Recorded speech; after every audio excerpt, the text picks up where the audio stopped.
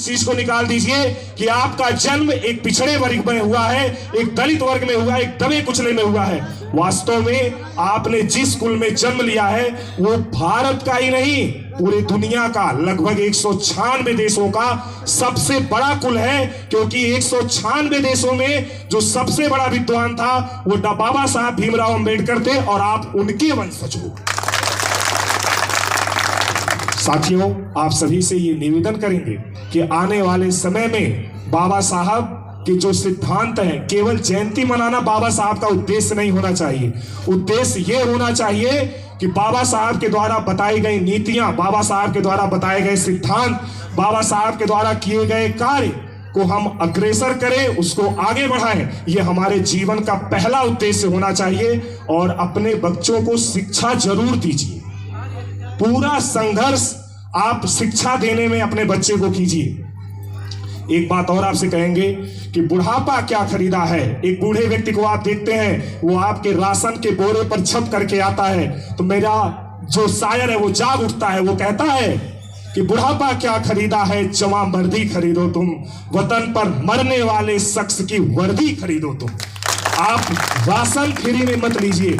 आपका बच्चा पढ़ेगा, आपका समाज उज्जवल होगा, आपका भविष्य उज्जवल होगा और आप जीवन में सबसे अधिक बुलंदियों को छुएंगे।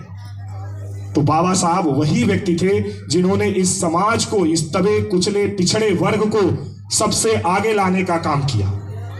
जिस समाज में, ये वही समाज है जिसको एक दिन चलते समय पीछे झाड़ू बांध दिया जाता था कि जिस भूमि पर तू पैर रखता है वो भूमि पवित्र हो गई है। और आज ये स्थिति है, चाहे वो पिछड़ा वर्ग से हो, सामान्य वर्ग से हो, अति पिछड़ा वर्ग से हो, सभी एक साथ बैठकर भोजन करते हैं। एक साथ समानता का अधिकार है, समरसता का अधिकार है। उस अधिकार को देने वाले बाबा साहब भीमराव अम्बेडकर हैं।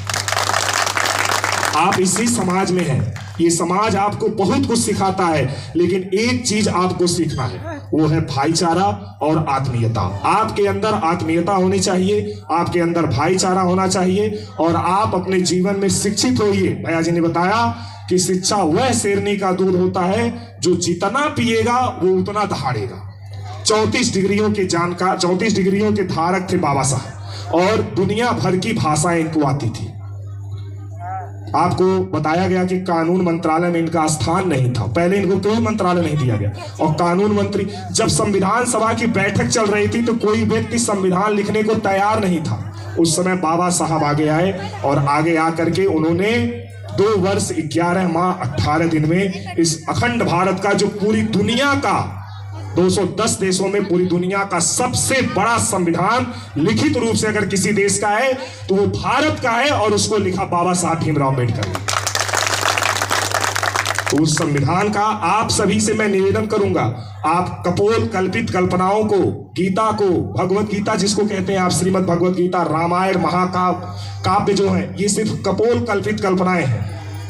मैं एक बात आपसे कहूंगा कि ईश्वर का अस्तित्व पृथ्वी पर है जरूर, लेकिन जब 1962 में चीन ने भारत पर आक्रमण किया तब किसी ईश्वर ने नहीं बचाया, और जब आपके ऊपर अन्याय हो रहा था तब किसी ईश्वर ने नहीं बचाया। और जिस ईश्वर ने, जिस भगवान ने आपको बचाया था, वो भगवान के रूप में, नर शरीर के रूप में जन्म लेने वाले बाबा साहब भीमराव अम्बेडकर थे।